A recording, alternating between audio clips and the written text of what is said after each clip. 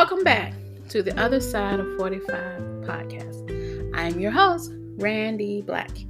This podcast is about taking chances, owning my mistake, addressing generational and family trauma, completing my 50/50s by 50 list, and my life as a single empty nester.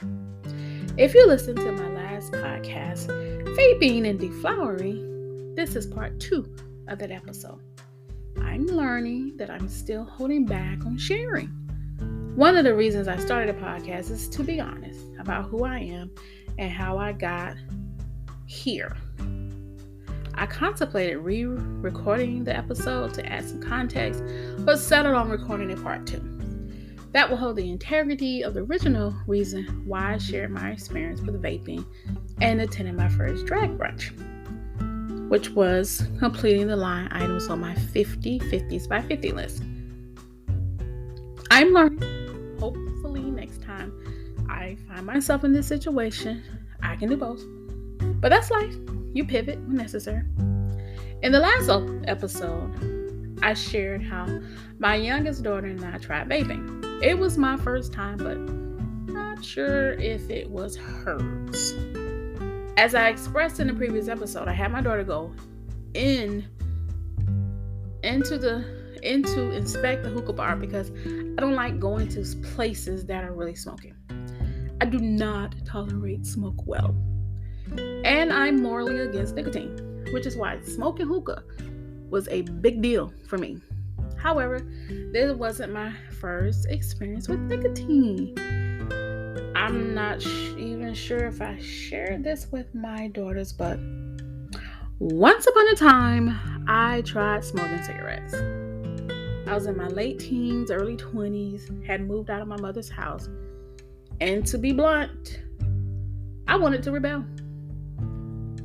Growing up in a cult-like religious household with many restrictions, I didn't waver too far away from the rules as a child.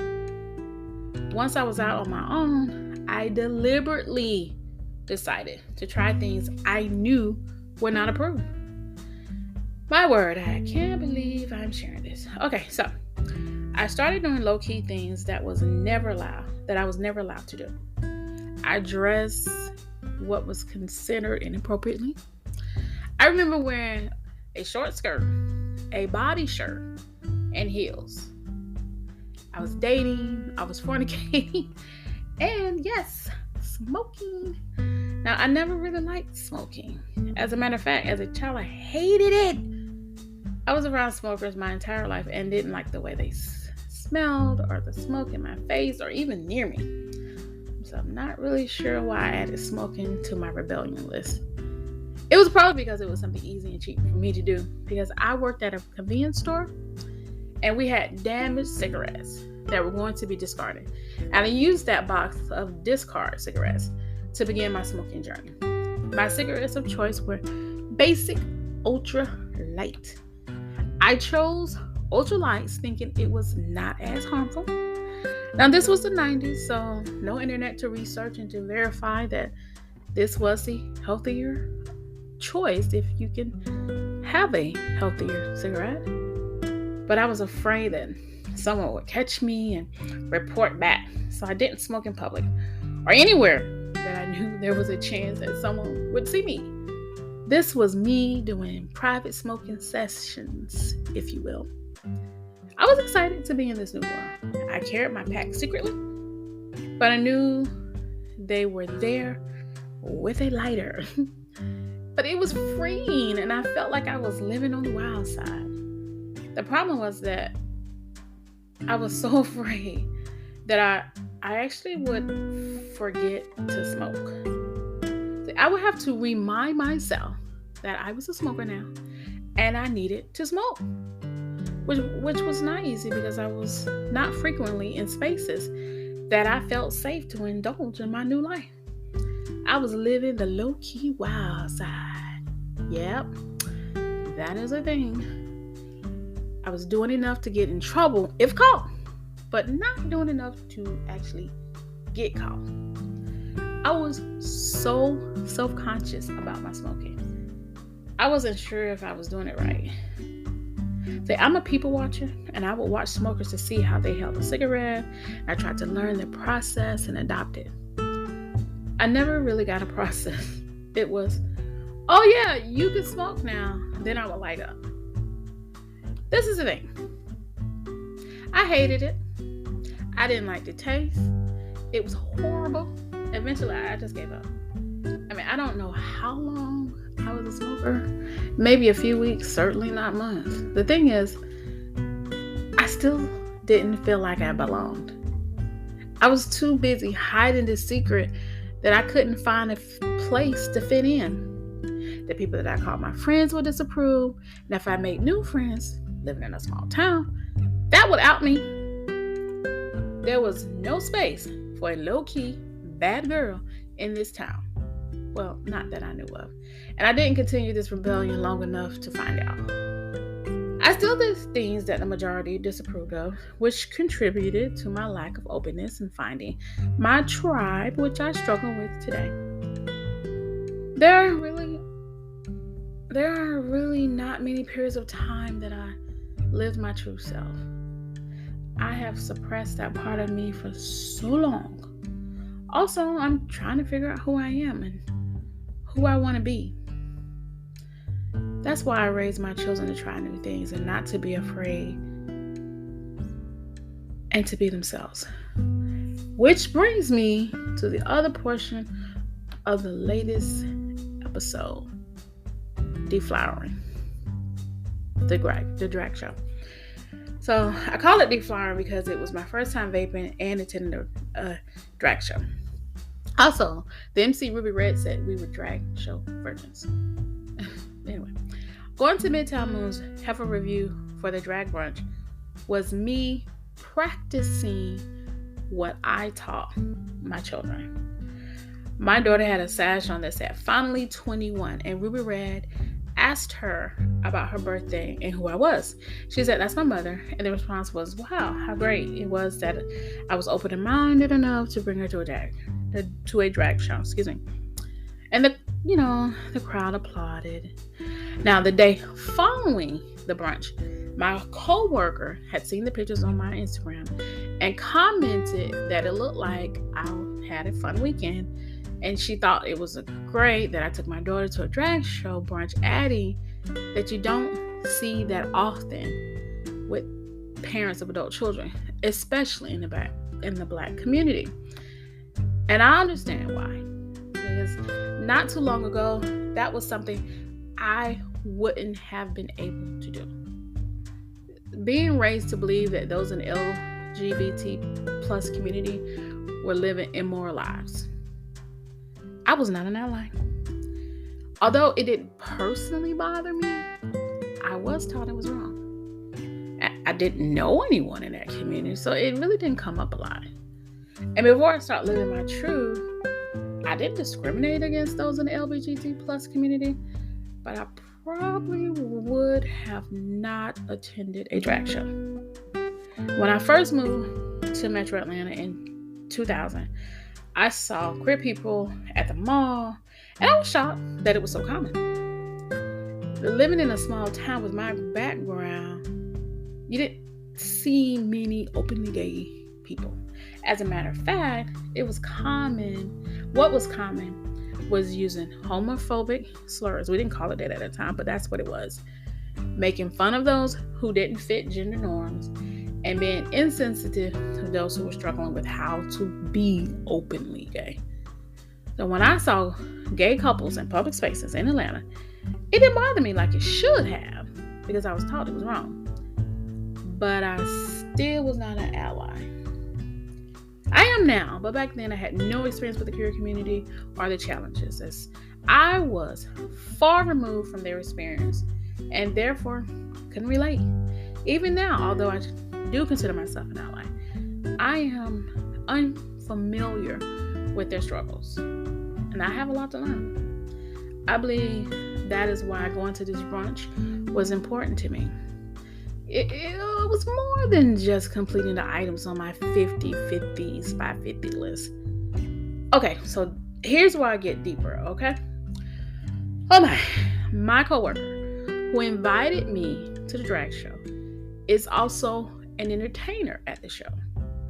I don't know her that well, but seeing those pictures and the person that was standing before me, I was intrigued. Not only about the process of glamming up for the show, but I admired her for living her life in her truth. I'm sure everything isn't easy, but the fact that she was still doing it was intriguing and admirable, because that's just not how I was raised, and that's not how I lived my life. The entire bar was living their truth in this space. And I don't know their stories, and I do wonder, because again, I am a people watcher.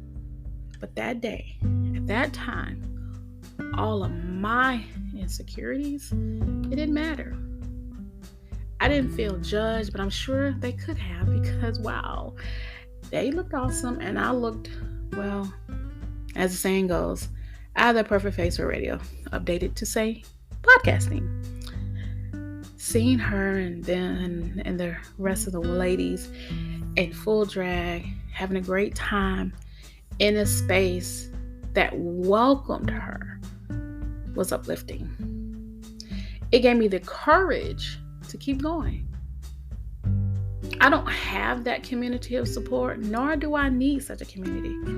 But sharing my story on this podcast is a start.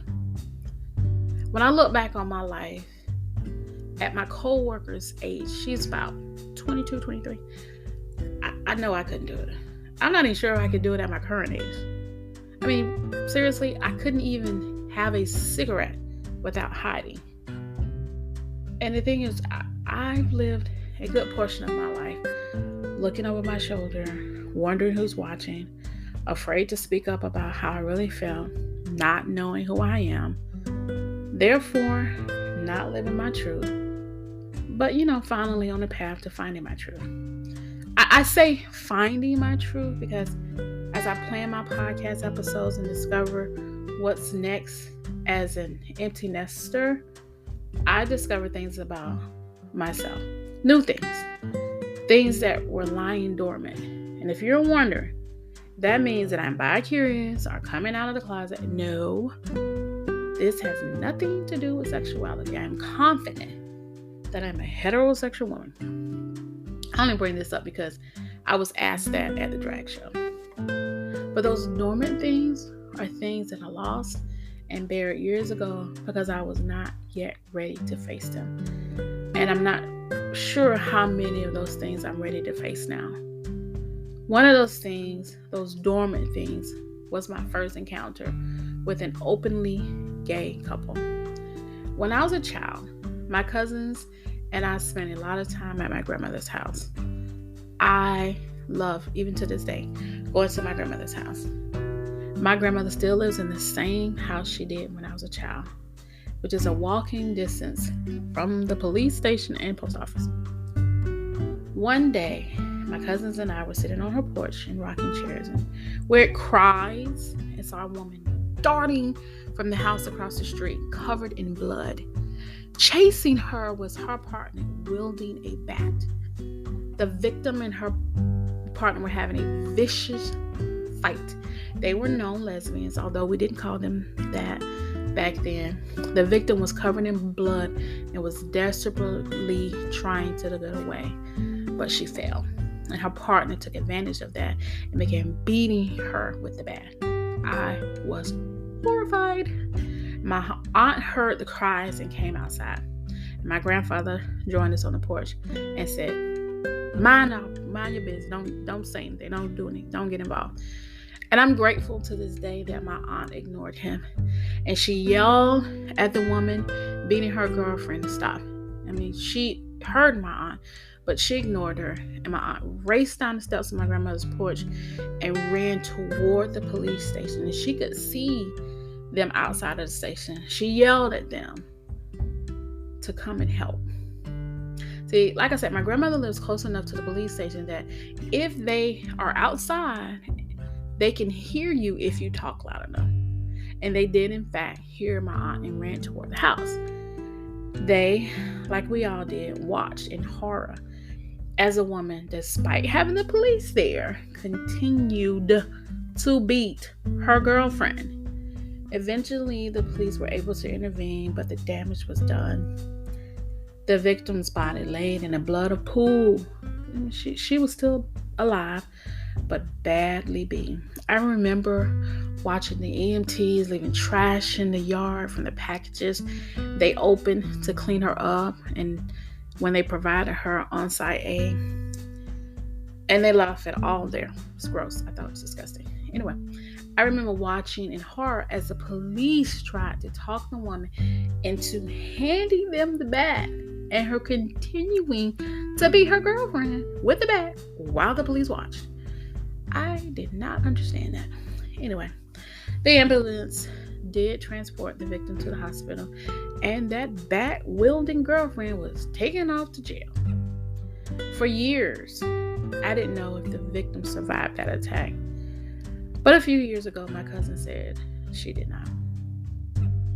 I don't know what happened in the house, but that was my first encounter with an openly gay couple.